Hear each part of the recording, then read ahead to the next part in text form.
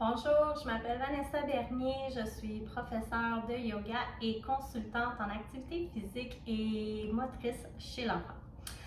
Donc, dans la capsule d'aujourd'hui, on va explorer les postures assises. Je dis explorer les postures assises parce que il y a différentes phases souvent en tant que parent qu'on a hâte d'avoir. On a hâte qu'ils parlent, on a hâte qu'ils marchent et on a hâte qu'ils s'assoient.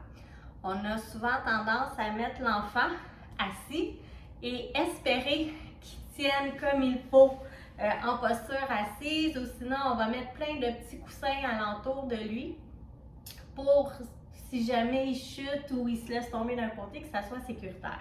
Ça, selon moi, c'est d'aller un petit peu trop vite pour l'enfant. Puis je ne suis pas ici pour chicaner personne parce que je suis aussi mère de 3 enfants, 3 garçons. Et j'ai travaillé, je les ai élevés de manière différente. Donc, c'est beaucoup plus facile pour moi d'être derrière votre caméra, de votre écran, et de vous dire qu'est-ce qui est bien de faire que de le vivre parce que en tant que parent, on se met tellement de pression inutile souvent sur le développement de son enfant. Alors, c'est ça. Donc, je veux juste vous dire, en fait, là, je vais le répéter souvent à travers la vidéo, ce qui est important, c'est de vous faire confiance à vous en tant que parent. Connecter à votre intuition, vous êtes la personne qui sait le mieux qu'est-ce qui est bien pour votre enfant et apprendre aussi à le connaître. Donc, il y a certains exercices que je vais vous proposer que peut-être votre enfant n'aimera pas du tout aujourd'hui, mais à un autre moment, il va apprécier, ou il y a des trucs qu'il n'aimera pas, donc vous allez pouvoir les modifier selon la personnalité de votre enfant.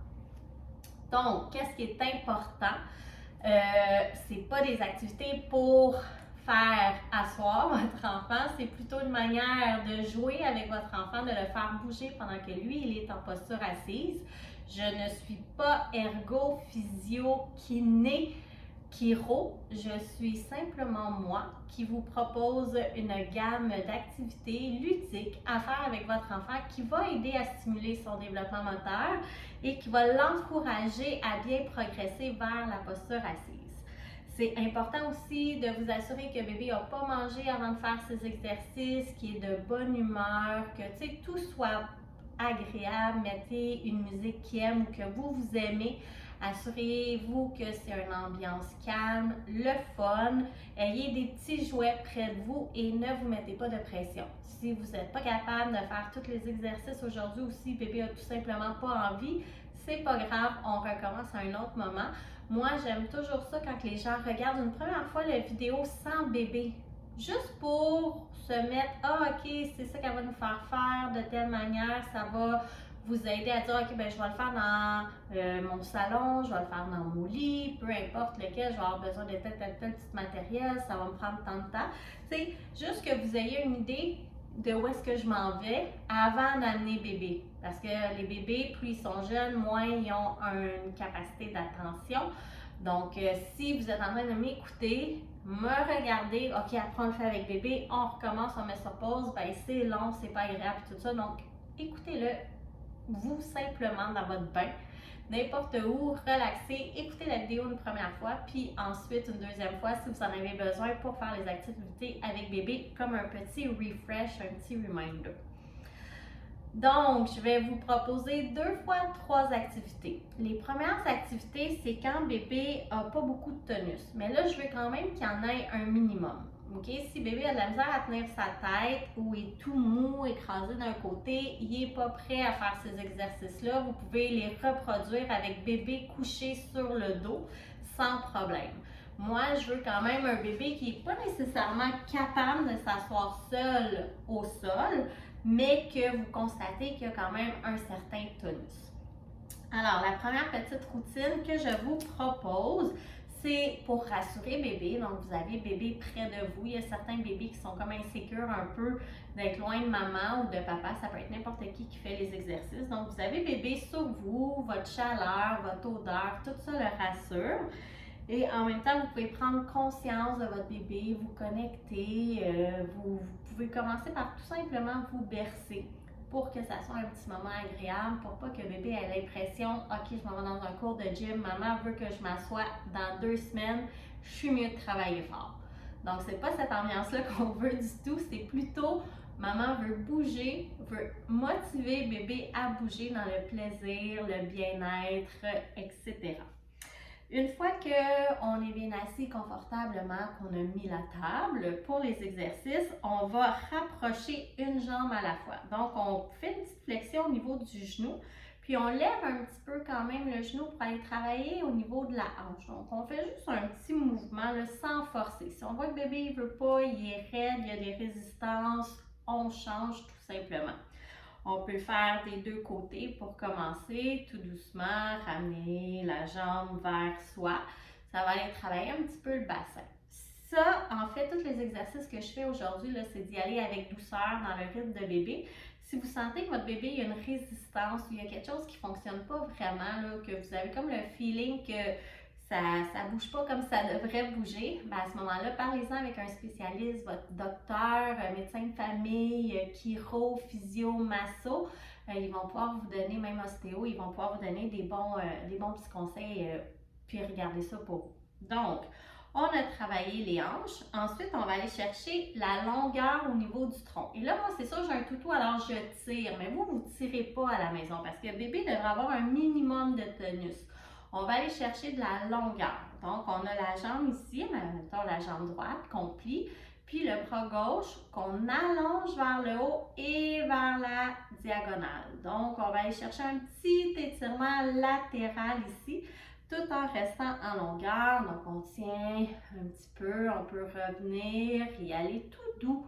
C'est pas le gros étirement là. Moi, c'est ça, c'est une vidéo que je fais, fait que j'amplifie le mouvement et j'ai un toutou très mou avec des longs bras, donc ça a l'air pire.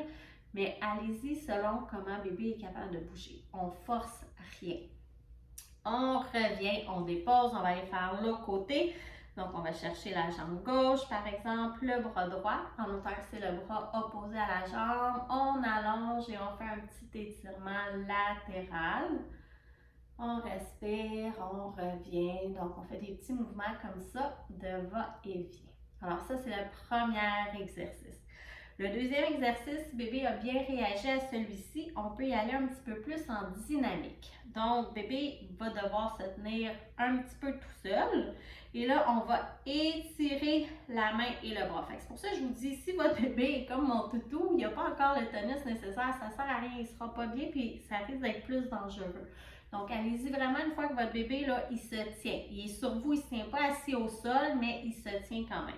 On étire le bras et la jambe dans le sens opposé. On va aller chercher de la longueur et on ramène loin devant, mais main-orteil ensemble. Et on ouvre à nouveau. Donc, on fait quelques fois un côté. Toujours en pensant longueur, parce que les bébés sont tous recroquevillés et nous, on veut allonger, mais on ne veut pas tirer. On respecte le rythme de bébé. Et on fait de l'autre côté, grand. Et ensuite, on ramène devant pour aller tirer, chercher le pied. Et on revient. Si jamais un bébé n'est pas motivé, ça ne tente pas, ça se peut que ça l'étire.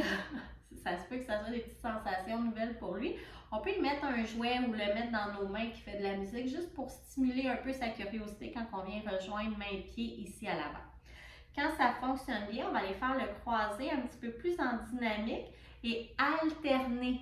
Donc là, on s'en va vraiment travailler.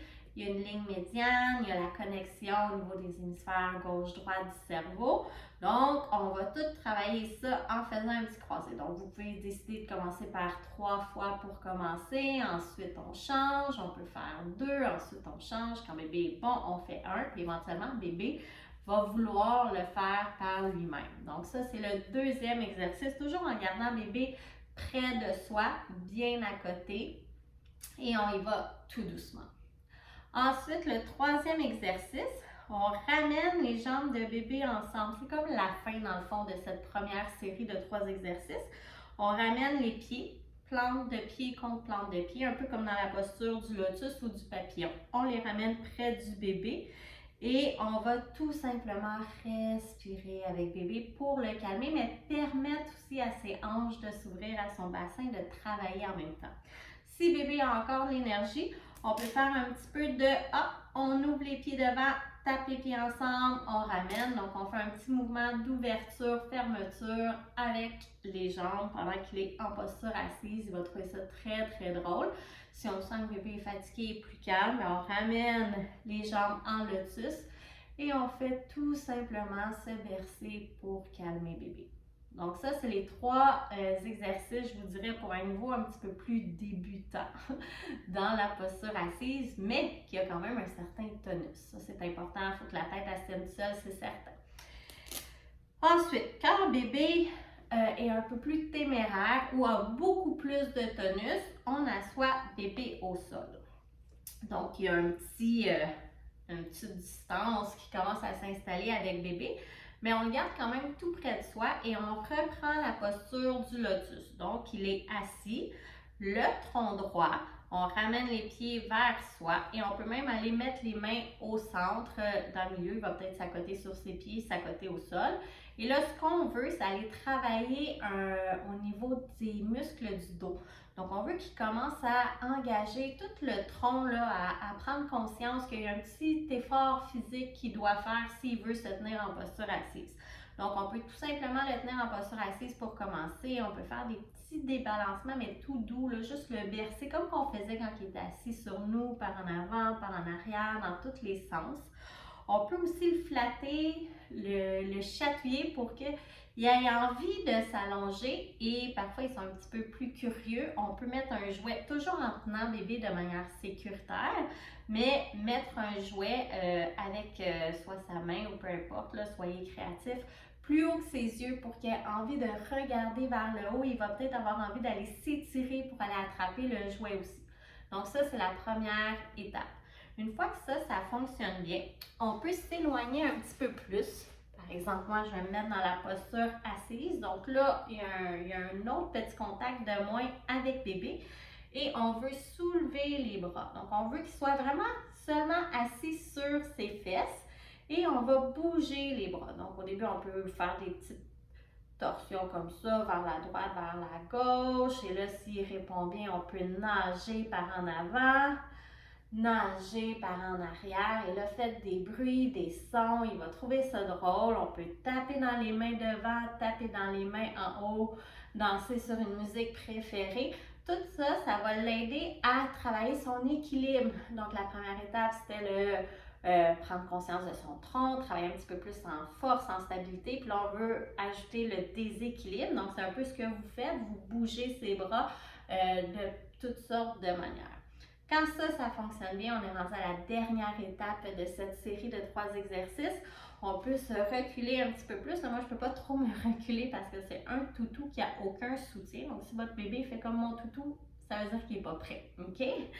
Donc, on peut glisser nos mains sous bébé et les présenter. Et bébé, par lui-même, va devoir aller taper dans vos mains.